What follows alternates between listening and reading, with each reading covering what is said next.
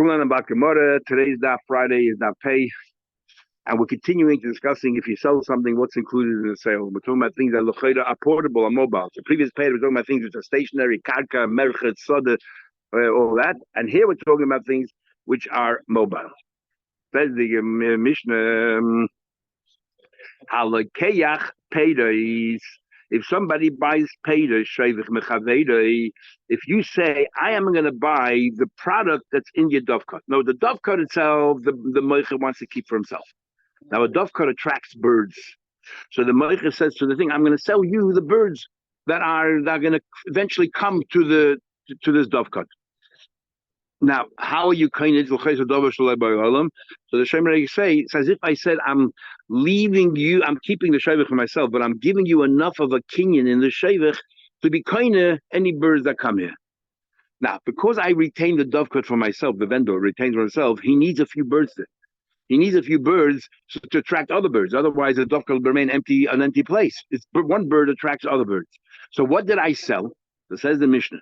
If you're buying for me my birds and the future birds, so the din is that the first offspring from the bird, the twins are called the brecha, offspring of the bird, remain in the dovecot. And then the next ones you bought. I need something here. Why do I need a pair here to remain here? Because I just leave my mother bird and that's enough. If a bird is there alone, it'll fly away. But if its children are there with it, it will remain there. And that will be enticing for the mother to stay. So I need the first brecha, the first pair, to stay in the dovecot, and you take the ones afterwards. And we'll talk more about that soon. Peidos kaveris. If I say to you, okay, here we have a honeycomb, and you can take the bees that come over here. So you have a mother bee, the queen bee, and it produces many bees, and they go in forming colonies, and every 8 or 9 days it forms another colony. So peidos, I said to you, I'm going to sell you the bees. Peidos kaveris. Noitel gimel nechilim. He takes the first three colonies. And the Rashbam actually says it's all relative, and he talks about the difference where his country in France versus in Greece. In Greece, that you get many more colonies of bees out of it, and in his country you only get like 3 colonies or less colonies. And also you have to realize every colony that comes after, in the season when it happens, every colony gets weaker and weaker and weaker. There's less strength of the queen bee. So the first 3 is sold to the lekech. Gimel nechil, and then umesaris. And the way we're going to learn initially, Mesaris means he then decastrates the bee. And there's a machlekes, how can we just learn more Shabbos in the early kufs, that you can't go ahead, but means not only to sell, but you're not allowed to castrate an animal. We discussed a few days ago about fish. You're allowed to castrate fish, but you're definitely not allowed to castrate a living being. So some say, it's not pshat that he uses Mesaris directly, it's through goyim. I think Gemara will say that. The Gemara will say they give him mustard to eat. When you give him mustard, it's preoccupied in taking care of that terrible taste in its mouth, and therefore it sucks honey to keep it sweet. It doesn't have time to think about fruit. Okay, and the idea is you want the bees to stop, producing honey. Chala is the honeycombs. Maniach based chalas. You can take all the honeycombs you want. There's like 20 honeycombs there, but you have to leave 2 on the outside. Why? Because in the winter they don't produce honey, and you need to leave it there so that you make sure that this what do you call kaveris continue. Zeisim lokois. Let's say I'm selling you olive trees to cut. Maniach shtei grupos. You need, since I'm not selling you the tree itself, I'm selling you only the parts to cut. You have to leave me 2 branches so that it can regrow again. Otherwise, you'll kill the tree. And the reason why I'm holding the tree back is because I want something to have. I want to retain something. Yours in this mission says that you only retain 1 twin, 1 set of birds, children, offspring. There it says you accept 2 sets. Very interesting. When we say 2 sets, means 2 generations. For the mother, you leave 1 set, and then this brecha have their own offspring. The first set of that you leave there as well. Machlekes are shaynim if that the second set of offspring their brecha as well or not. And the Rashbam says, okay, the idea is as follows: a mother, if her children are there, is never going to leave her children. But children leave their mother. If they can be on their own, they'll leave their mother. So therefore, their brecha, the first brecha, their children have to stay there as well. So that they should want to stay. But once you have 3 generations, the Rashbam says there's enough familiar relationship that they won't have to.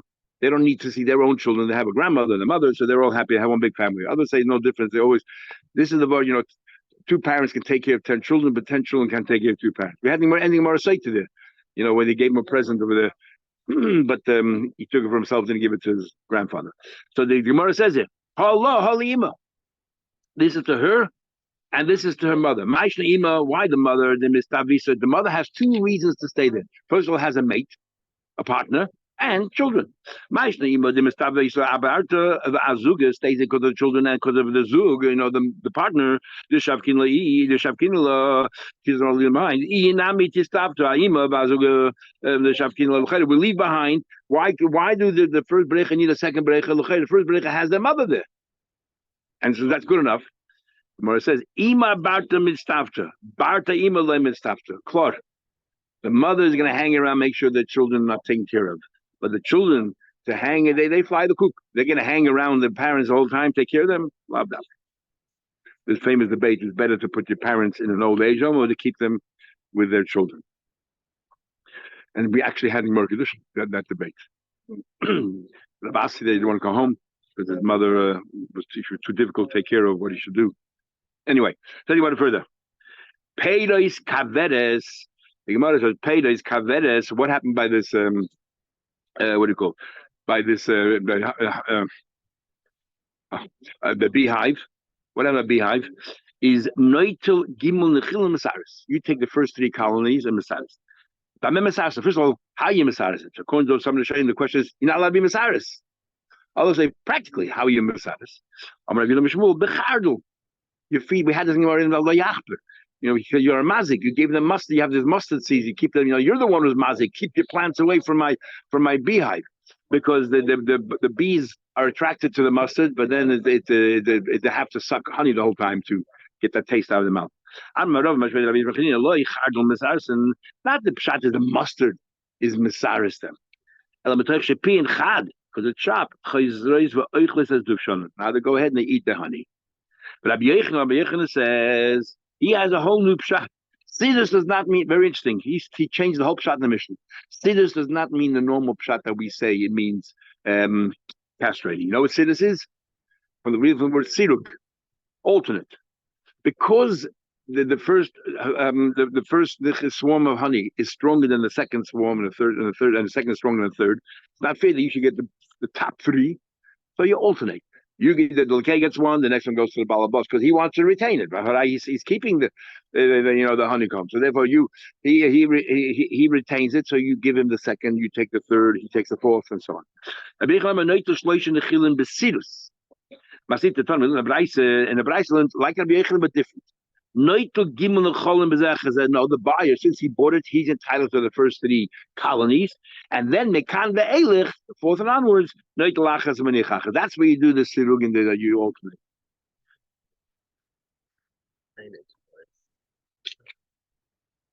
Oh, he misalas it because he wants them to stop producing honey. While they're being Isaac and Puravu, they don't produce honey. He wants them to produce honey. So you got your next colony of bees. And right now, in the world, there's a big shortage of bees. We learn from the Gemara how to make sure you keep the bees going. Chala is the vash. When it comes to honeycombs, you leave 2 chalas, 2 combs, in the high, but on the outside, toward the outside, you leave it there. This is because during the winter you're not going to produce any honey, but you wanted to maintain it as a beehive, so therefore you keep 2 honeycombs. Now we're going to go into Kachim. Don't ask me how we go from here to Kachim, but this is what the Gemara does so well. Rav Kana says, Dvash bekaveres, the honey, while sitting inside, it's sitting inside in these honeycombs. It's still considered food. La'oila, forever. Alma kasava loy boy machshava. Food be'etzim is food, is makabel tumah. It's also liquid makabel tumah. But here, it could be used for bees to eat. If it's meant to be eaten by bees, it's not food for human consumption. It's not food at all. Once something becomes food for human consumption, it remains food until it's possible achilas kelim, until even a dog cannot eat it. Kozman, it's even though it's decayed, if it still can be edible by animals, it's considered food, and it's makabel tumah. But here it never became food yet because it's sitting inside in the beehive. But he's saying over here that Ula says no, that honey has a din of food, and we'll soon see. But the outside ones, the outside honeycombs, because that's mamish for the bees to eat, is not considered food because it's strictly for the bees. But inside is what you're going to take later, and you can buy these things. Alma actually ate somebody's house I shot a few years ago, and they had this big honeycomb sitting there. That's where they're taking it out of those little holes. They're taking the honey out straight from the source. Alma kasava loy by machshav. That you don't need machshavas. We're gonna ask a question. Mesave, we learned that the vash bekaveres, honey inside the kaveres, ain't a oichel v'le mashke. That vash bekaveres is not food and it's not mashke. It says clearly that it's not food. Kashanula. So there must be two kinds of honeycombs. Abaye says that no, that it depends. If it's these two chalas that you leave over the winter, make sure that that the bees have food. You want the bees to remain in the. They don't produce honey during the winter, but you want them to remain there. So you leave these honeycombs. So these honeycombs are designated for the bees. That's not Michael. That's what we say the Bryce is not Michael. Mashenking, all the other honeycombs, the 18, 20, whatever you have inside, that's automatically Michael Adam. Rava says, I don't like a bayit shot because it sounds like all the honeycombs. It says dvash bikavet. It doesn't say dafke, the ones outside. All of them is not food. So maybe Rava says the author of the Braisa, even though it's a das yochid, I'd rather learn das yochid referring to all the honeycombs. Rava Amar Rabbi Lazar, this is Rav Tal's Rabbi Lazar. Now we learned. I was talking about the law of Tuma. As that time we learned. I said before Koch, I meant Tum. Now we learned Kavedes, the boirim, a beehive of bees, Rabbi Lezer, the beehive itself, because it's stationary, is as if it's part of the ground. You don't generally move it around. And therefore, all the laws of karka, that, in other words, if it's like karka, it cannot be makabel tumah because it's not food. It's karka, it's part of the, and your machshava can't cancel it for being karka. It's karka. And how do we know that a beehive is like karka l'chera? Why should it be like karka? We'll see. If we had it already before the Gemara, we'll have it here again. When you're holding a principle, you need a lawyer should have some property. You're right. If he owns a beehive, he has property. The Kozman is sitting large in his place. It's not makabel tumah. You're being toilish because it's karka. It's mechuber. And the Chachamim say it's not karka. Chachamim say it's not karka at all. Ain't koishel a pruzbul, therefore you cannot write a pruzbul. And the ainik karka, the karka, un mekabelos tumah, the mekayim, it is mekabel tumah, the haroidim and the Shabbat pot. If you take honey out, it is pot. Omar Rabbi Loza, why do I think it's karka? Why should honey come karka? My time, Rabbi Loza. It says, so Shalom Melech made over there takana that nobody should eat that day. And Yenison didn't know what he was in his nar over there. He had no idea. So and plus, he won the war there and himself single-handedly. So he was celebrating and he was hungry, whatever. So he took some honey, and the pasuk says, "Vayit," and the Shob was so angry with the kill him, and the whole oil, stopped him. It says, "Vayitbol oise biyadas advash," that he dipped his stick in the yadas, the forest of honey. Kind of where forest come in. In the yadas advash, where forest come into honey. And the Lord will tell you, "Ma yad," just like a forest. I told you, maybe Shabbos chayav chatas. It's mechuber. So avdvash, haroidim and Shabbos chayav chatas. Honey is considered like karka. That's his raya. Okay, Mason. So that's what Rava said. So Rava said, I'd rather learn that this Bryce goes to Rabbi Lezer, and all the honey comes there is karka, and therefore not makabel tumah. And machshava won't help. So that's a few questions on Rava. Meisvei, I'll ask you a question. Dvash has zav. It says the dvash has zav mekavrosei, the honey that comes out of this honeycomb, ain't a loy oichel. The loy mashke is not treated like food. So what are we talking about here? When do we say it's not? What are we talking about? It's not treated like food. Now the pastor, this is chachamim. This is when do we say it's not like food? We'll say that the two outer ones which are designated for the bees, so it's not for human consumption. Nicha, it makes sense. Ella Rav, according to Rav said that what? That the Braisa goes to Rabbi Loza, and he holds that all of them. That all the honeycombs is what are not considered food because it's karka kasher. So what if it's flowing? Even though it's what if it's flowing? It's karka. If it's karka, why? Sorry, it's karka, but the moment it's flowing, it's no longer karka. What's the whole word of the Loza? Quote that by the whole word is that it's dedicated for the bees. So even if it's flowing, delegated bees is not food. According to the Rav, the word is that it's karka. It's part of the karka. But the moment it's flowing, in other words, no longer, remember you said the mekayma, no longer the mekayma, it's flowing out, it's oozing out. That should be food or drink or mashke. Mashkin. Why do you tell me it's la'ich of the mashke? Amr Abdi says you're right. You're going to zov al gabe klemos. According to Baye, that says those two things are dedicated for the bees. I don't care what state. I don't care if it falls on clay moss. Bees don't care. So therefore, by them, it's not food. It's not mekabatum at all. But according to Rava, who says that goes to Rabbi Lazar, says, "Wow, it's fixed. It's karka. It's thing. But when it's flowing, it's no longer karka. But since it was karka, and then the moment it became flowing, it went straight to clay moss. It never had the status of food. There's no transition period. Went straight from one bad to another. Because you can't eat it because it fell directly on the splits of wood. Maybe it's not enough to say it's not food, but definitely fell on a piece of wood. Okay, another kasha. But basically, that's a question. But I was saying the honey inside the kaveris is not food or mashke. But chishav olav lachila. The moment you thought you can eat it, mitamat mashkin. Is Bishleim Labayanich? Of course, the Bayan makes sense. He says, we're talking about when do we say? We're talking about the two challahs that you left behind for the bees. So, Kodman, you wanted it for the bees. Okay, it's not food. The moment you change your mind, I'm not going to give these 200 grams to the bees. I'm going to use it for myself. Then it goes back to the status of food. Fine. The Rava holds that the word is karka. You can have a mind from Heimbis Morgan that you're going to use it. It's still karka. It's sitting inside the honeycomb, the beehive, so it's karka. What help you machshava? Rabba says tritz hachi. The way that Rajbam seems to be learning is he's amending the words. Teza says he's not amending, but you can still fit it in, and that is not that it is oichel. Chishav ol lachil eina metamas oichel. The mashkin eina metamas the mashkin. It's not. We learn the Braisa like Rav Kahana that honey inside the kaveris is metame tumas oichlin even without machshava. It's automatically food, which sounds like a baye that want everything inside. We'll just go to the mission. There's two branches. You leave two branches behind, you need to regenerate your tree. So we'll talk about different trees, how to regenerate them, and some of the trees, I don't know what they are, the English. If I would know the English, I wouldn't know what they are anyway. So what we learned. Your friend, to use the wood, an ordinary tree, you don't start cutting the branches to a tefach above the ground, because if you could cut any lower than that, you're killing the tree. If you leave at least anything that below the tefach intact, the tree will regenerate itself.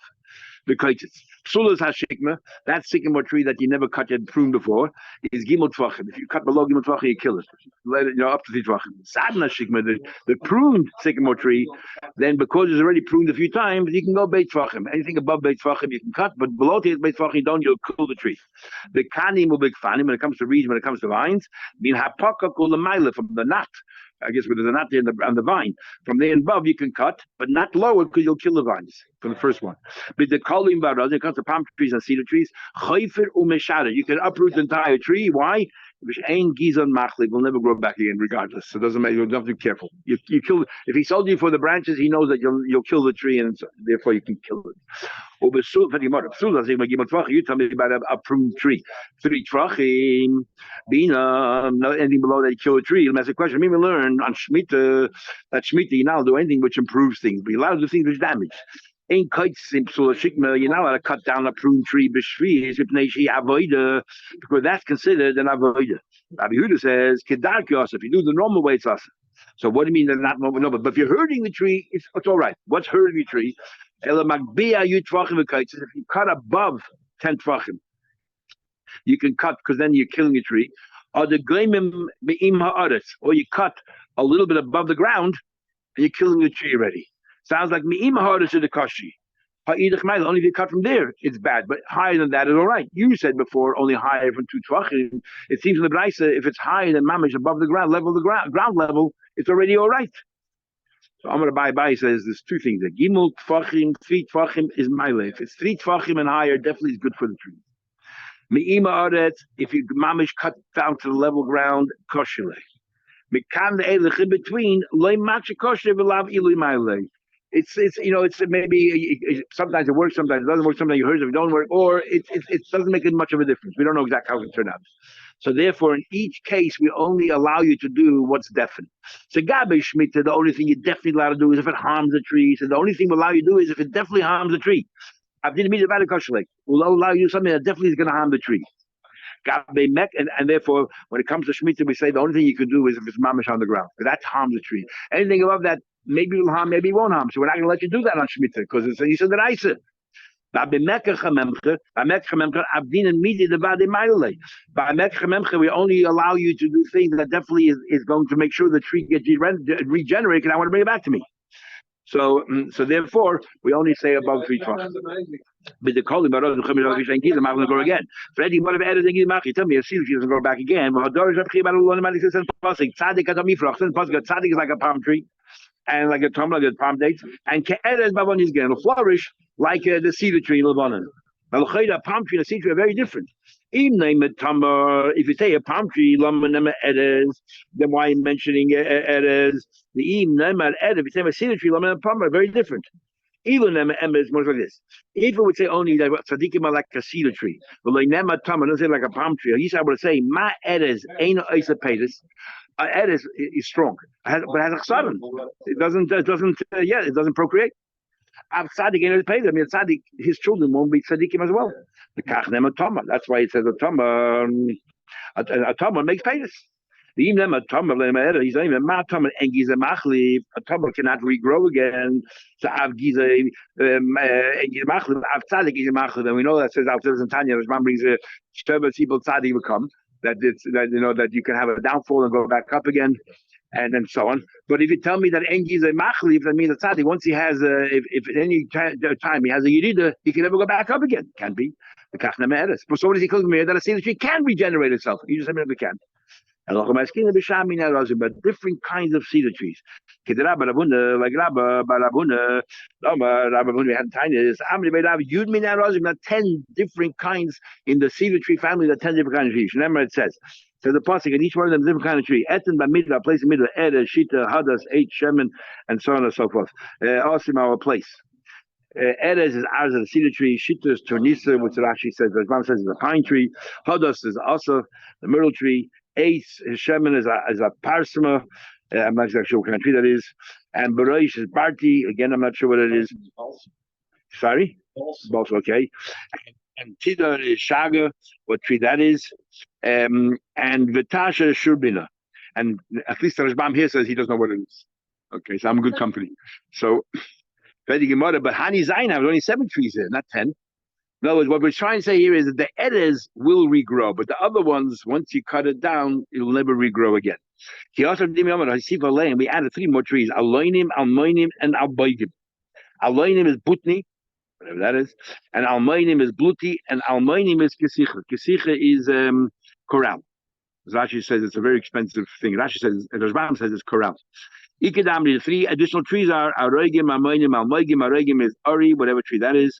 And Armoinim is Dulvi, whatever that is, and Almoigim is Ksicha, which is Corral.